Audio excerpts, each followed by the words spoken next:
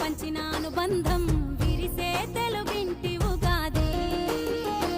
12 రాసులే పలికేను స్వాగతం, పలు రుచుల పచ్చడే అయ్యింది అమృతం. ఈ వేడుకెంతో అద్భుతం. కోయిల పాటల సంగీతం, కొమ్మారెమ్మల కోలాటం పలికే సరికొత్త ఉగాది. ఆమని పూతల ఆనందం, ప్రేమలు పంచిన అనుబంధం